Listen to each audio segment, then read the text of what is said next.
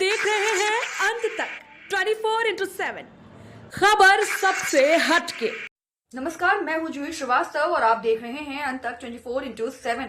पढ़ रही हैं बेटियां तभी तो बढ़ रही हैं बेटियां। यहाँ आकर तो ऐसा ही एहसास हुआ। आज दिल्ली के त्यागराज स्टेडियम में mother Mary school Mayur Vihar phase 1 द्वारा द फाउंडर्स डे का आयोजन किया गया। ये कार्यक्रम स्कूल फाउंडर स्वर्गीय अशोक कुमार वालिया के जन्म दिवस के उपलक्ष्य में किया गया। इस अवसर पर विद्यालय की 1800 से 2000 छात्राओं ने सुंदर प्रस्तुति दी। वहीं मीडिया से बातचीत के दौरान स्कूल के manager retired army colonel Deepak Gupta ने इस कार्यक्रम पर प्रकाश डाला। But these 4 days seem like eternity. My goodness, these 4 days were quickly. In Woodland. Here they come, and I must go, for the Queen is not very much pleased with me because of the.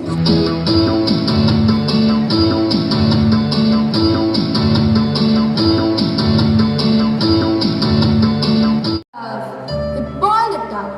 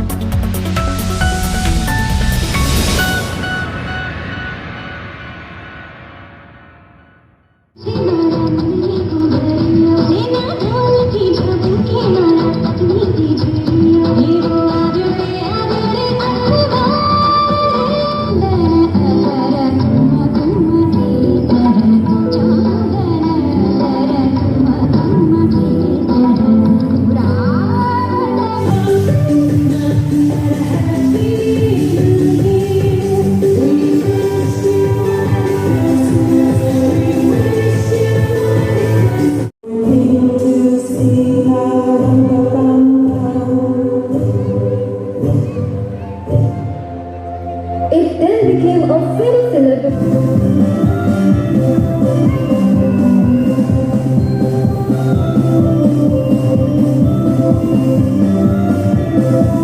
Savior, Christ the Lord, go now, and you will find a baby wrapped in the strips of cloth.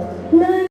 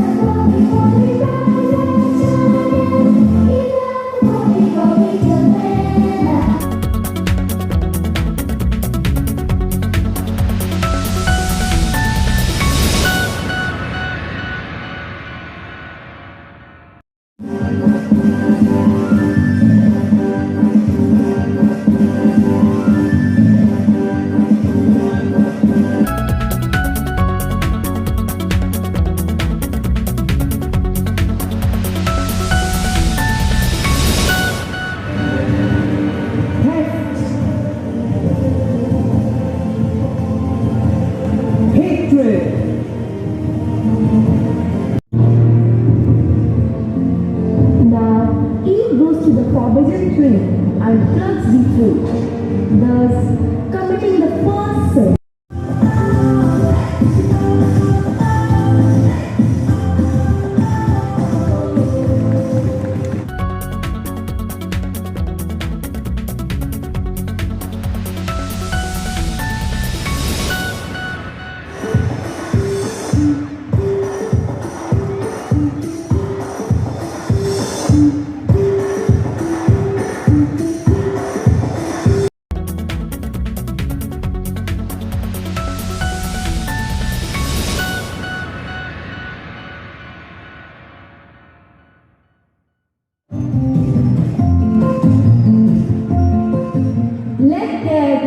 land, and plants.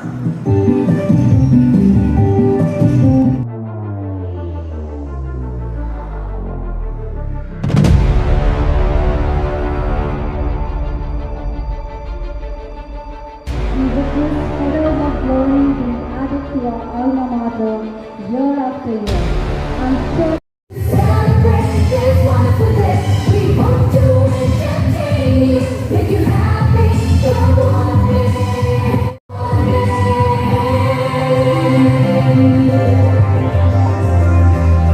so join in the celebration.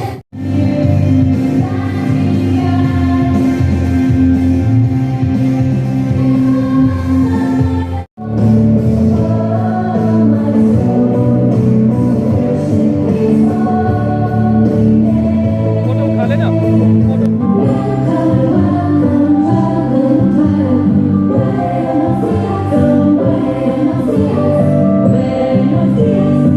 सवाल मेरा आपसे ये है कि जो आज आपके school में मदर मैरी स्कूल में फाउंडर डे मनाया गया है, पहले थोड़ा सा उस पर प्रकाश डालिए। ये स्कूल 16 साल पहले शुरू हुआ था और डॉक्टर वालिया ने इसको बनाया था उनकी सोसाइटी बना के उन्होंने इस्टेब्लिश किया था और धीरे धीरे स्कूल बढ़ता रहा।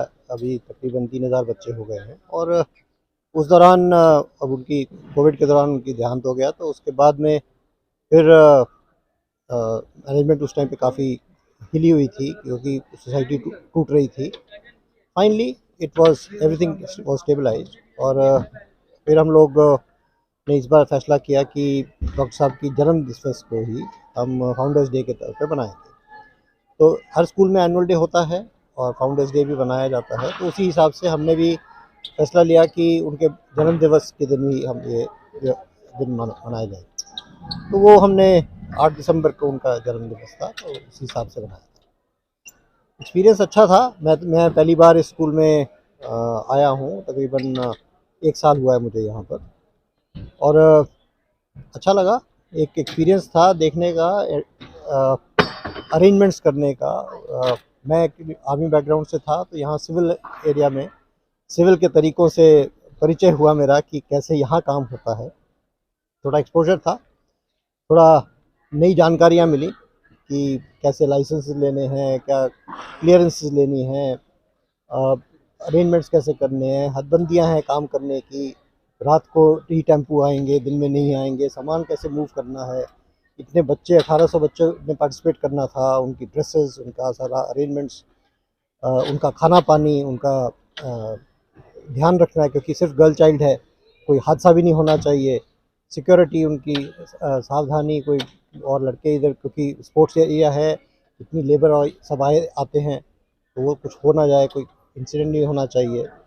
तो हर तरह से देखना पड़ता था, तो एक एक्सपीरियंस था। ओके सर, आप कुछ पूछना चाह रहे हाँ थे? सर, मैं ये चाहूँगा कि जो स्कॉलरशिप के का बच्चों को कितनों को हमें यहाँ से मिल रही है और क्या प्रावधान है उसके बारे में कुछ प्रकाश डालें। बहुत से बच्चे ऐसे जिनको स्कॉलरशिप की आवश्यकता रहती है, पेरेंट्स भी हैं। इस साल अभी हमने आज ही अनाउंस किया है। पहले हमारे स्कूल में कोई स्कॉलरशिप्स नहीं चलते थे। कुछ बच्चों को वैसे फ़ीस माफ़ की हुई थी, डॉक्टर साहब ने ही अपने समय में जो कुछ गरीब बच्चों के पेरेंट्स ने उनको अप्रोच किया था, तो उनके लिए फ़ीस माफ़ी, फ़ीस कम, आधी फ़ीस ऐसे दिए हुए थे। लेकिन अभी मैनेजमेंट ने ये फ़ैसला लिया है कि अगले एकेडमिक सेशन से हम कुछ स्कॉलरशिप्स देंगे। ये स्कॉलरशिप्स जो हम दे रहे हैं, ये सिर्फ इनाम के तौर पे नहीं है।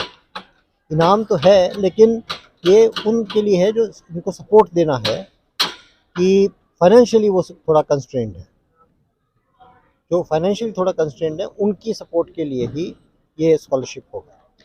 तो सर, इस स्कॉलरशिप को पाने के लिए बच्चों को किस तरह से कैटेगराइज किया जाएगा, मतलब किस क्राइटेरिया पे बच्चों को स्कॉलरशिप तय की जाएगी? बेसिकली ये वाले स्कॉलरशिप जो है 11वीं 12वीं के लिए है। 10वीं के रिजल्ट्स क्योंकि बोर्ड के होते हैं, वो स्टैंडर्ड रिजल्ट्स होते हैं, तो उस रिज़ल्ट पे कोई भाईबंदी का कोई काम नहीं होता। तो जो रिजल्ट्स आएंगे उसमें टॉप उसमें हमने अलग अलग कैटेगरीज में दिया है कि फर्स्ट टॉप 10% में अगर कोई बच्ची आती है और उसके पेरेंट्स को फाइनेंशियल प्रॉब्लम चल रही है, तो हम उसे स्कॉलरशिप देंगे। उसी तरह एक दूसरा है कि हम टॉप 10% में बच्ची आ जाती है, लेकिन और वो अपना जो हायर एजुकेशन के लिए कोई कोचिंग क्लासेस ज्वाइन करती है और कोचिंग क्लासेस का एक्स्ट्रा लोड होता है पेरेंट्स के ऊपर, तो हम 50% ऑफ दैट हम सब्सिडाइज कर देंगे। सरकार ने एक मुहिम चला रखी थी, आज से नहीं बरसों से चली आ रही है, 90 दशक से चलती आ रही है, बेटी बचाओ बेटी पढ़ाओ। और यहाँ स्कूल में आने का आज हमको भी ऐसा फीलिंग आई कि यहाँ बेटी पढ़ भी रही है और बेटी बढ़ भी रही है। तो आपको कैसी फीलिंग हो, कैसा यहाँ आपका एक आज का कहते हैं प्रोग्राम कि रहा? सिर्फ पढ़ाई इंसान को पूरा नहीं करती, उसके साथ बहुत अधिक प्रतिभाएं चाहिए होती हैं। और यहाँ पे जो हमने आज जो शोकेस भी किया, टैलेंट जो है, एक कॉन्फिडेंस आता है बच्चे में। ये स्टेज पे आना, इतनी जनता के सामने खड़े होके परफॉर्म करना, वो एक अलग सी कॉन्फिडेंस देता है बच्चे को, और ये आगे जाके बहुत काम आएगा। तो ग्रोथ के लिए, ओवरऑल ग्रोथ के लिए सिर्फ एजुकेशन नहीं ना, बहुत चीज़ें और चाहिए होती हैं। निखरती है प्रतिभा कि आप किसी के साथ बात कर सकते हो, किसी के सामने खुल के अपने विचार व्यक्त कर सकते हो।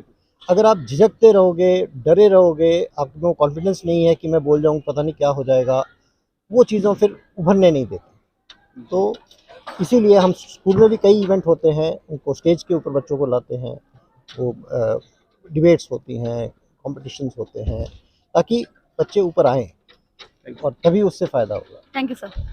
तो दोस्तों, जैसा कि दीपक जी साहब ने बताया कि खाली पढ़ाई ही नहीं, कल्चर प्रोग्राम, खेल कूद, स्पोर्ट्स और कैमरे को फेस करना, तो ये बहुत ज़रूरी है। सिंगिंग, डांसिंग, और इस कड़ी में आज हम भी यहाँ पर आए तो हम भी अभिभूत हुए। और हम चाहेंगे यही कि जैसे आज सर ने ऐसे बखान किया है अपने बच्चों का, अब स्कूल के, हम चाहेंगे आप भी इस प्रोग्राम को देख करके अपने बच्चों को ऐसे ही आगे बढ़ाएं और आगे बढ़ाते रहें हमेशा देश की उन्नति के लिए।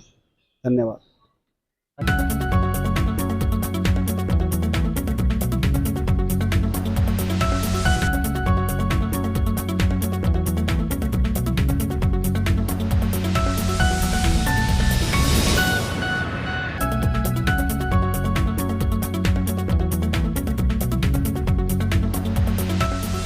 वहीं छात्राओं के अभिभावकों ने विद्यालय की प्रधानाध्यापिका व अध्यापिकाओं की तारीफ की और कहा कि यहां आने के बाद उनके बच्चों को बहुत कुछ सीखने को मिला है और उनके अंदर छिपे हुए हुनर में भी निखार आया है। मेरी बेटी Kanishka Sharma Mother Mary school में ही पढ़ती है 8th क्लास में, और आज का जो फंक्शन रहा बहुत ही अच्छा फंक्शन रहा। और हम लोगों ने कभी सपने में भी नहीं सोचा था कि हमारे बच्चे इतने बड़े स्टेडियम में कोई ऐसा प्रोग्राम करेंगे। चिल्ला गांव के अंदर एक सरकारी स्कूल था जहाँ पे हम लोगों ने पढ़ाई की है। आज हम अपने बच्चों का जो भविष्य देखते हैं मदर मैरी स्कूल के माध्यम से बहुत उज्जवल देखते हैं। और जो बेटी पढ़ाओ का जो एक नारा इस देश के अंदर चल रहा है, तो मैं हर माँ बाप से कहूंगा कि अपनी बेटी को पढ़ाए और आगे भी बढ़ाए। तो जो आगे बढ़ने का जो सपना है मदर मैरी स्कूल उसे पूरा कर रहा है। हर साल अच्छे इवेंट्स जो बच्चों को कराता है, तो बच्चों को एक प्लेटफॉर्म मिल रहा है, बहुत ही बड़ा प्लेटफॉर्म, जो आके मतलब हमारे जो सपने हैं वो साकार होते नजर आते हैं कि इतने बड़े स्टेडियम में हमारे बच्चे प्रोग्राम कर रहे हैं। सर, आपकी बच्ची ने आज परफॉर्म किया है और आप इस चीज़ को देखकर बहुत खुश भी हुए होंगे। कैसा लगा यहाँ के टीचर्स का सपोर्ट, बच्चों को किस तरह से वो तैयार करते हैं, उनका जो सपोर्ट मिलता है उसके बारे में आप क्या कहेंगे? मैम, टीचर्स का जो सपोर्ट है वो इतना ज़्यादा है कि पिछले 15 दिन से रेगुलर टीचर बच्चों को डांस सिखा रहे हैं और बच्चों को हैंडल कर रहे हैं। उनकी ड्रेस, मेकअप, उनकी ज्वेलरी, हर चीज़ का पूरे अच्छे से ख्याल रख रहे हैं। और मैडमों का तो इतना सहयोग है कि बच्चे 7 बजे से लेके 3:30 बजे तक बच्चे मैडम के हैंड ओवर रहते हैं और बच्चे अच्छे से उनसे सीख रहे हैं। और मैडम जो सिखाती है उसे बच्चे यहाँ पे स्टेज पे देखने को मिलता है कि मैडम ने कितना अच्छा उन्हें सिखाया है। आज का जो फंक्शन मनाया गया है मदर मैरी स्कूल में, द फाउंडर्स डे, उसके बारे में क्या कहेंगे? तो साहब ने चिल्ला गांव के अंदर ये स्कूल खोल के एक चिल्ला गांव वासियों का जो एक गरीब तबका था, डॉक्टर साहब ने उसके लिए सोचा। और आज उन जो गरीब तबका है उसके जो बच्चे हैं उनको जो अच्छे स्कूल में पढ़ाने का और अच्छा फंक्शन कराने का जो सपना था, जो साकार होता नजर आ रहा है डॉक्टर साहब की वजह से। तो मैं आज उनको श्रद्धांजलि देता हूं और फूल अर्पित करता हूं और भगवान से दुआ करता हूं कि वो स्वर्ग में जाएं। और बहुत बहुत धन्यवाद। देखते रहिए अंतक 24/7।